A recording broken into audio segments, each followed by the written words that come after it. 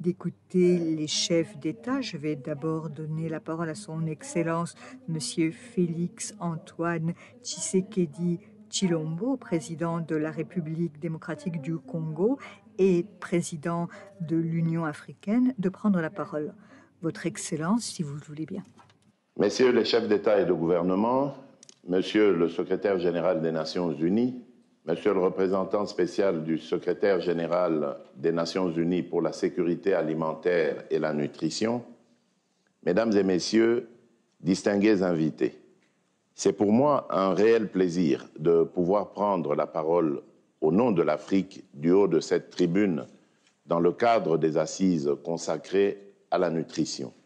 L'Afrique et l'Asie portent à elles seules la plus grande charge de toutes les formes de malnutrition.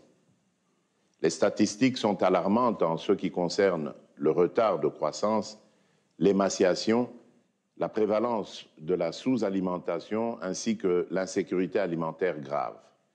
La situation nutritionnelle en Afrique demeure préoccupante. En République démocratique du Congo, la moitié des décès d'enfants de moins de 5 ans sont attribuables notamment à la malnutrition. En effet, la République démocratique du Congo est un des pays ayant un taux de malnutrition chronique le plus élevé de l'Afrique et du monde. Résoudre à court, moyen et long terme le problème de malnutrition demeure l'un des défis majeurs pour le gouvernement de la République démocratique du Congo et ses partenaires. Mesdames et Messieurs, parmi les causes à la base de cette situation, nous pouvons citer notamment le faible accès à une alimentation adéquate pour la majorité des ménages, les pratiques alimentaires inappropriées, les pratiques d'hygiène et assainissement inappropriées, l'accès limité à l'eau potable, l'accès difficile aux services de santé, le faible niveau d'éducation des femmes, la prévalence des maladies infantiles, notamment les maladies diarrhéiques et les infections respiratoires aiguës, dont la pneumonie.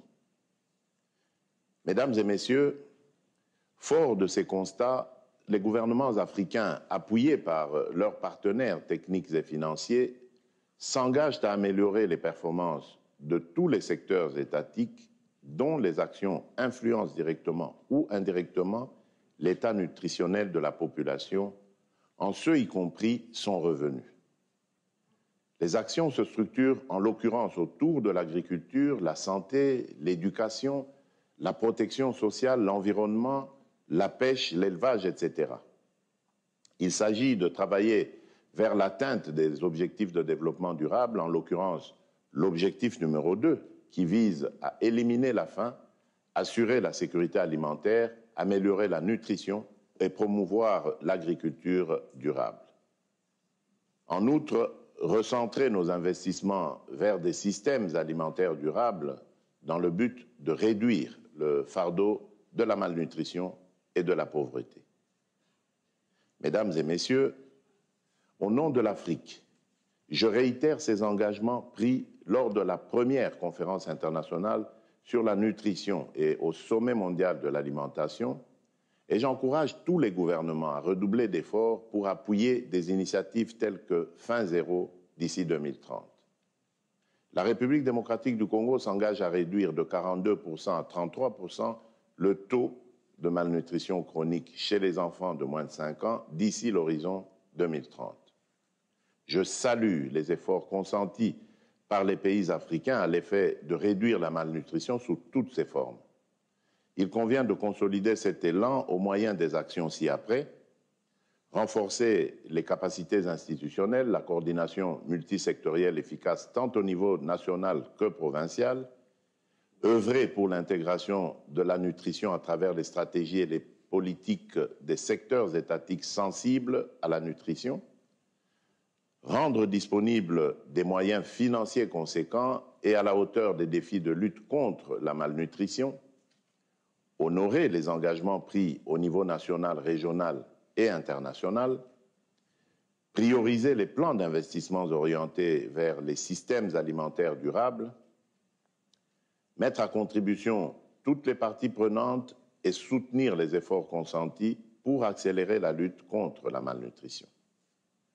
Je ne saurais terminer ma déclaration sans pour autant remercier les différents acteurs et intervenants dans le domaine de la sécurité alimentaire et nutritionnelle pour leur engagement et leur disponibilité à ne ménager aucun effort dans la lutte contre la malnutrition et l'insécurité alimentaire dans le monde et en Afrique en particulier.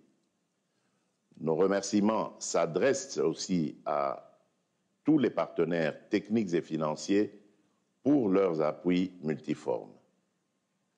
Vive la coopération internationale efficace et efficiente, non à l'insécurité alimentaire et nutritionnelle en Afrique et dans le monde.